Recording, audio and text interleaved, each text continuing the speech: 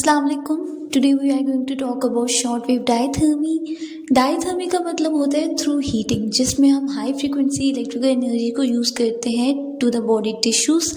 और ये हम डायथर्मी को 3 तरीक़ों से यूज़ करते हैं। ईदर वो हम शॉर्ट वेव डायथर्मी यूज़ कर रहे हैं, माइक्रोवेव डायथर्मी यूज़ कर रहे हैं, या फिर हम अल्ट्रासाउंड को यूज़ कर रहे हैं। शॉर्ट वेव डायथर्मी के अंदर हम ऐसी मोडिलिटी यूज़ करते हैं जिसमें हम डीप हीटिंग यूज़ करते हैं और इलेक्ट्रोमैग्नेटिक एनर्जी को यूज़ करते हैं to convert it to thermal energy. अब इसमें हो क्या रहा होता है कि जब हम इलेक्ट्रोमैग्नेटिक एनर्जी यूज़ करते हैं किसी भी टिश्यू के ऊपर, तो उसके अंदर क्या होता है कि हीट मिलती है उस टिश्यू को, जिसके थ्रू क्या होता है वेज़ोडाइलेशन होती है at that side of the tissue, और फिर उसके अंदर टिश्यू के अंदर टेम्परेचर इंक्रीज हो जाता है due to the circulation of the blood, और फिर इन्फ्लेमेशन रिड्यूस होती है एंड उस टिश्यू को फिर हीलिंग इफेक्ट मिलता है। अब इन केस ऑफ मसल पेन या मसल स्पेज़म, अब उसको भी रिड्यूस करने के लिए हम SWD को यूज़ कर सकते हैं। अब ये डीपर टिश्यूज़ के लिए यूज़ की जाती है मोस्ट ऑफ द केसेस में, क्योंकि ये बहुत ज़्यादा हाईली पेनिट्रेट करती है in the tissue till 5 centimetre, right. तो हम जो है इसको टिश्यू के टेम्परेचर को इंक्रीज़ करने के लिए यूज़ करते हैं, and the tissue temperature depends on the amount of energy absorb by the tissue and the intensity of the electromagnetic field. इसकी जो फ्रीक्वेंसी होती है वो 10 to 100 MHz होती है, और जो वेवलेंथ होती है वो 3 to 30 M होती है। मोस्ट कॉमनली जो डिवाइसेस में यूज़ की जाती है short wave diathermy, that is 27.12 MHz frequency, and wavelength जो यूज़ की जाती है वो 11 M होती है। दोनों जो हमारे पास शॉर्ट वेव डायथर्मी और माइक्रोवेव डायथर्मी होती है वो हम MWD जो है वो नेक्स्ट लेक्चर में पढ़ेंगे। तो ये दोनों जो होती हैं कंटिन्यूअस और पल्स मोड में यूज़ की जाती हैं। तो जो हमारी कंटिन्यूअस होती हैं उसमें हम सफिशिएंट इंटेंसिटी यूज़ करते हैं और फिर बॉडी टिश्यूज़ को हीट मिलती है, और जो पल्स शॉर्ट वेव होती है वो हमारे पास नॉन थर्मल होती है। सो कंटिन्यूअस और पल्स मोड हम क्यों यूज़ करते हैं? क्योंकि इसमें हमें शॉर्ट पल्सेस मिल रही होती हैं SWD की, और गैप्स के साथ मिल रही होती हैं, और इससे क्या होता है पेशेंट को लोअर थर्मल लोड मिल रहा होता है, ताकि इससे क्या होता है कि हीट जो होती है पल्स मोड में डिसिपेट हो रही होती है और डीपर टिश्यूज़ को जो है ना हीट मिलती है, तो इससे जो है ना बेनिफिशियल इफेक्ट मिलता है टू द पेशेंट, ठीक है। सो शॉर्ट वेव डायथर्मी जो होती है ये रिफ्लेक्ट नहीं होती है बाय द बोन्स, और उसके बोन्स के पेरियोस्टियम पर क्या होता है कि बर्न कॉज होता है अगर ये बहुत ज़्यादा टाइम के लिए हम SWD को अप्लाई करते हैं, राइट। अब ये हमारे पास क्या है, शॉर्ट वेव डायथर्मी की मोडिलिटी है। अब यहाँ पे क्या होता है कि ये हमारे पास मशीन की सेटिंग्स है, ठीक है। तो यहाँ पे हम इंटेंसिटी को इंक्रीज़ भी कर सकते हैं due to the patient need. जितनी जो है पेशेंट जो है जितना ज़्यादा वो कंफर्टेबल होता है उतनी हम इंटेंसिटी को इंक्रीज़ कर सकते हैं, और फ्रीक्वेंसी को फिर हम सेट करके जो है पेशेंट के ऊपर हम इलेक्ट्रोड्स को प्लेस करके हम SWD जो है वो दे सकते हैं। लेकिन इंटेंसिटी हम उतनी ही बढ़ाते हैं जितना पेशेंट जो है वो बर्दाश्त कर सकता है। मेथड्स ऑफ अप्लाइंग SWD जो है वो 2 टाइप्स हैं उसकी। कैपेसिटिव प्लेट्स मेथड आता है और इंडक्टिव कॉइल्स मेथड आता है। अब होता क्या है कि यहाँ पे हमारे पास जो है पेशेंट की एक्सट्रीमिटी है और साथ हमारे पास क्या है कैपेसिटिव प्लेट्स हैं। तो कैपेसिटिव प्लेट्स जो होती हैं ये हमारे पास मेटल की बनी हुई होती हैं, और इसके अराउंड जो कवरिंग होती है वो प्लास्टिक की होती है।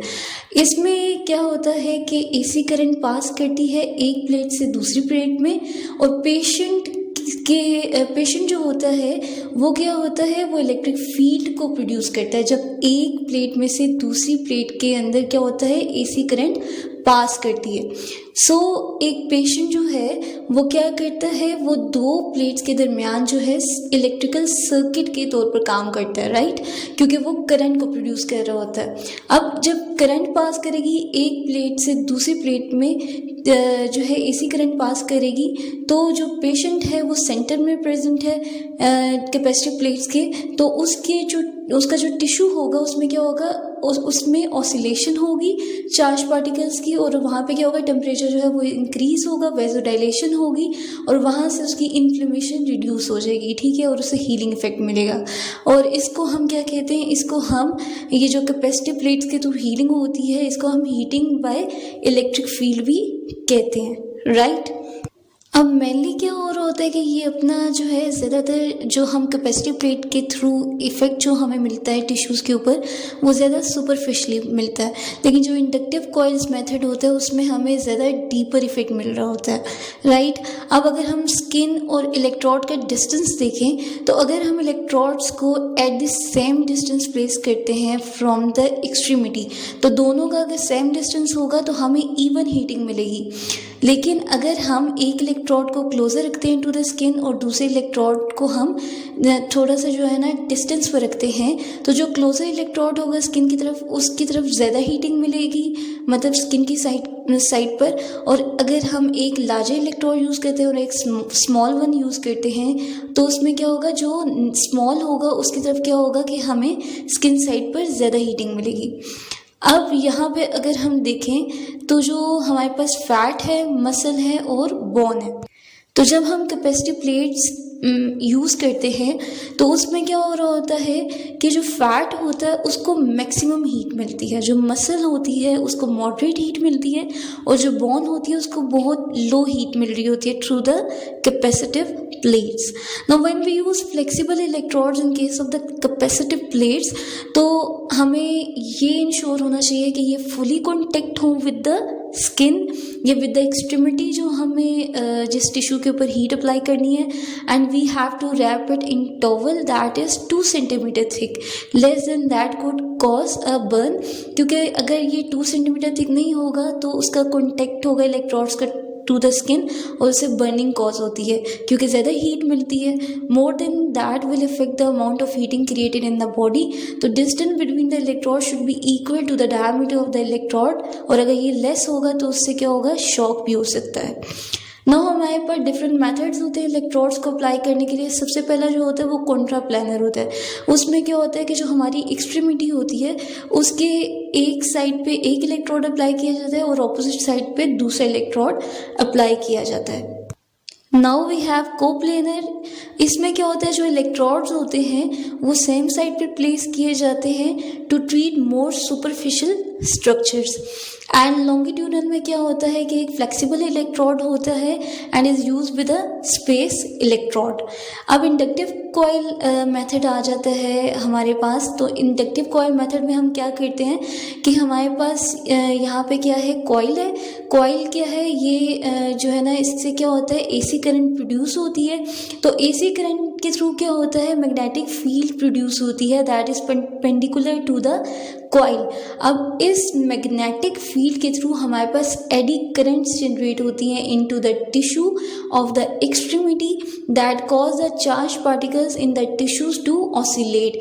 जिसमें क्या होगा, जब ऑसिलेशन होगी तो वेज़ोडाइलेशन होगी टिश्यूज के अंदर, टेम्परेचर इंक्रीज हो जाता है उस टिश्यू का, ठीक है। तो उससे क्या होता है कि उससे हमारे पास इन्फ्लेमेशन रिड्यूस होती है और साथ में क्या होता है, हीलिंग इफेक्ट हमें मिलता है।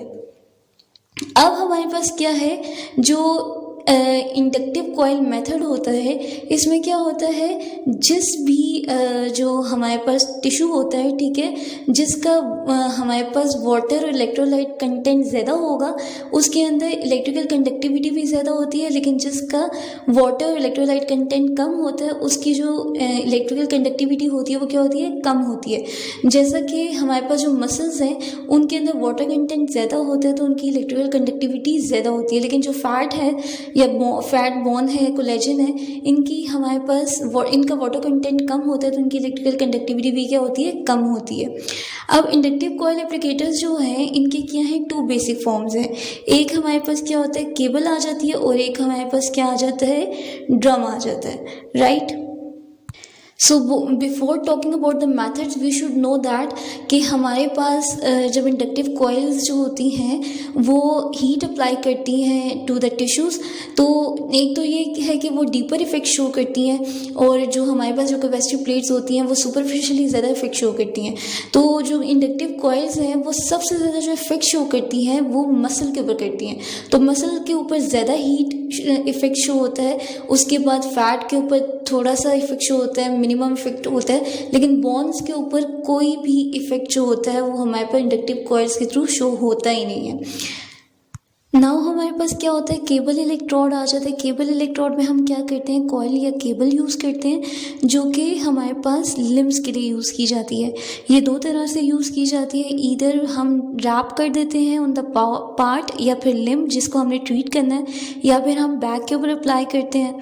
तो जब हमने किसी पार्ट को ट्रीट करना है तो उसके अराउंड जब हम रैप करते हैं तो उसमें क्या होता है कि मैग्नेटिक फील्ड जनरेट होती है जिससे एडी करंट्स प्रोड्यूस होती हैं, और फिर उनसे क्या होता है कि हीटिंग इफेक्ट मिलता है। When wrapping the space between one turn and the other should be 5 to 10 centimetre, ठीक है, जो उसके दरमियान डिस्टेंस होता है। एंड इसको हम क्या कहते हैं, हीट द डीपर टिश्यू, और इससे क्या मिलती है कि हमें डीपर इफेक्ट मिलता है थ्रू द इंडक्टिव कॉइल, जो कि हम इसमें क्या यूज़ करते हैं, केबल इलेक्ट्रोड्स यूज़ करते हैं जिसके थ्रू। ड्रम इलेक्ट्रोड्स में क्या होता है कि ये 3 सेंटीमीटर तक पेनिट्रेशन करता है डीपर टिश्यूज़ की। सो हमारे पास जो फैट लेयर है किसी भी पेशेंट की, ठीक है, उसके अंदर जो फैट है वो मोर देन 2 सेंटीमीटर नहीं होना चाहिए, क्योंकि जो हमारे पास पेनिट्रेशन होती है हीट की वो फैट के अंदर ही होती रहती है, और हीट एब्जॉर्ब होना शुरू होती है फैट के अंदर, तो वो ज़्यादा डीपली पेनिट्रेट नहीं करती है, तो फिर उससे क्या होता है, बर्न कॉज होता है। So we should make sure that कि फैट जो है वो मोर देन 2 सेंटीमीटर नहीं है। एंड ये मोस्टली हीट जो होती है ब्लड वेसल्स के अंदर और मसल्स के अंदर जो है वो टिश्यूज़ के अंदर ज़्यादा यूज़ की जाती है, ये ड्रम इलेक्ट्रोड्स यूज़ किए जाते हैं। अब ये जो कॉइल्स हैं इसकी जो ड्रम इलेक्ट्रोड्स की हैं वो मोनोपोलर मेनली यूज़ की जाती है, 1 या 1 से मोर देन, और ये जो है ना they are fixed in housing unit, so they may use more than one drum depending on the area treated। and इसमें टॉवलिंग जो होती है वो इम्पॉर्टेंट होती है ताकि डायरेक्ट जो है कॉन्टेक्ट ड्रम इलेक्ट्रोड्स का वो पेशेंट की स्किन के साथ ना हो सके। नाउ पेशेंट की प्रिपरेशन कैसे करनी है कि वी शुड नो दैट कि पेशेंट के अंदर कोई भी कंट्राइंडिकेशन नहीं होनी चाहिए, एंड सेकेंडली उसका किसी भी मेटल के साथ इंटैक्ट नहीं होना चाहिए, और ना ही उसका कोई भी जो है ना उसके साथ इन टच होना चाहिए। और दूसरा क्या है कि जो पेशेंट है उसको जो है हमें जिस एरिया के साथ उसका जो है ना हमने जिस एरिया को ट्रीट करना है उसको हमने कवर कर देना है विद अ टॉवल। तो उसका फ़ायदा क्या होगा कि this provide spacing between the source of the short wave diathermy, और उससे पर्सपायरेशन एब्जॉर्ब हो जाएगी, and a portion of the treatment area must remain visible to the check for burns, ठीक है, during the treatment process। और secondly क्या करना है, explain to the patient that mild warmth should be felt, and अगर कोई भी sensation हो रही है, ठीक है, अगर वो experience कर रहा है तो he or she should inform us। So generator की ट्यूनिंग फिर उसके बाद करनी है, और उसके लिए हम क्या करेंगे, it should be manually tune, ठीक है। हम सबसे पहले क्या करेंगे, इलेक्ट्रोड्स को पोजीशन कर देंगे विद द पेशेंट, और आउटपुट जो इंटेंसिटी है उसको इंक्रीज करेंगे approximately to the 40% maximum, and we should adjust the tuning control until the output reaches the peak level, and then decrease the tuning to the patient comfort, ठीक है। अब initiation कैसे करनी है ट्रीटमेंट की, अगर हम ड्रम मेथड कर रहे हैं, ठीक है, तो हम यूनिट को ऑन कर देंगे और फिर हम उसको वार्म अप करने के लिए जो है ना उसको अलाउ करेंगे, and if indicated by the instructions हम क्या कर देंगे, टॉवल को फोल्ड कर देंगे, ठीक है, बिटवीन द बॉडी पार्ट और जो ड्रम है, और फिर पोजीशन करेंगे ड्रम को approximately to the 0.5 to 1 inch above the towelling, जहाँ पे हमने टॉवल को प्लेस किया है सर्फेस एरिया के उससे ऊपर। The surface of the drum must be parallel to the skin surface जिसको हम ट्रीट कर रहे हैं, वरना तो क्या हो जाएगा, उससे ओवर हीट हो जाएगी, तो फिर उससे बर्न कॉज होता है। तो पेशेंट को हमने मूव नहीं करने देना, ठीक है। और जो है ना, हमने यूनिट जो हमने ऑन किया उसको भी हमने शट ऑफ नहीं करना है, ठीक है। हमने टाइमर को जो है ना एडजस्ट कर लेना है, ठीक है, जितना हमने ट्रीटमेंट ड्यूरेशन रखनी है उसके अकॉर्डिंग। और फिर हमने इंटेंसिटी को इंक्रीज़ करना है अनटिल जो है ना पेशेंट को कोई भी सेंसेशन नहीं होती, ठीक है, और उसको कोई भी वार्म जो है माइल्ड फील नहीं होती है। और फिर उसके बाद हमने क्या करना है, ड्रम को जो है मूव करना है, ठीक है, स्लोली एंड इफ़ नेसेसरी तो हमने क्या करना है कि दोबारा से इंटेंसिटी को 0 पर लेके जाना है, ठीक है, कुछ अगर हमने एडजस्टमेंट करनी है तो। और फिर उसके बाद दोबारा से हम उसको स्टार्ट भी कर सकते हैं। And we should not leave the patient left unattended and regularly check the skin for signs of the burns and inquire about unusual sensations, क्योंकि कभी कभार पेशेंट्स क्या करते हैं कि वो उनको पता नहीं चलता है, ठीक है, और हमें भी नहीं मतलब समझ नहीं आती है, ठीक है, और बर्न जो है वो कॉज हो जाता है, ठीक है, ओवर हीटिंग की वजह से। तो we should adjust intensity, pulse rate and electrode placement if necessary. Termination कैसे करनी है ट्रीटमेंट की, जब हम जो है ट्रीटमेंट दे देते हैं, ठीक है, SWD की, तो फिर हम जो है इंटेंसिटी को 0 पे लेके आते हैं और यूनिट को हम ऑफ कर देते हैं। हम फिर उसके बाद क्या करते हैं, we should inspect the skin for signs of burns और other abnormal treatment outcomes and we should record the treatment parameters in the patient's file. अब आ जाते हैं thermal effects continuous short wave के, that are increased tissue temperature, vasodilation, increased rate of nerve conduction, decreased pain, acceleration of enzymatic activity, increased soft tissue extensibility, increased skin blood perfusion, increased muscular circulation। और non thermal effects में क्या होता है, pulse short wave के increased local tissue oxygenation, increased tissue nutrients availability, increased phagocytosis and increased healing rate of ulcers। Now when we have indications, उसमें thermal level diathermy है, used in management of chronic conditions, decrease pain, accelerate healing, rheumatic pain, chronic sprains and strains, improve joint function, ठीक है। Synovitis, bursitis, abscess, muscle and tendon tear, capsulitis degenerative joint disease वो भी इसमें include होती है। Then we have non thermal level, उसमें that is use in management of acute conditions. तो acute conditions के लिए it will decrease pain, decrease oedema, increase wound healing, increase bone healing rate and management of neuropathy. तो ये acute conditions में non thermal level पे ये effect show करती है। कंट्रा इंडिकेशंस में आ जाते हैं metal implants, pregnancy, cardiac pacemaker, radiation therapy and ये ऑल जो है ये इसकी कंट्राइंडिकेशंस में इन्वॉल्व होती है। अब ट्रीटमेंट टाइम क्या है, 20 to 30 मिनट्स के लिए हम मेनली यूज़ करते हैं, बट अगर क्रॉनिक कंडीशन है तो उसके लिए हम 30 मिनट्स के लिए इसको यूज़ करते हैं। एंड एक्यूट में हम डेली ट्रीटमेंट देते हैं और जो क्रॉनिक कंडीशन में होता है उसके लिए हम क्या करते हैं, एवरी अदर डे हम इसकी ट्रीटमेंट जो है वो यूज़ करते हैं। I hope so you understand today's topic very easily. Allah Hafiz.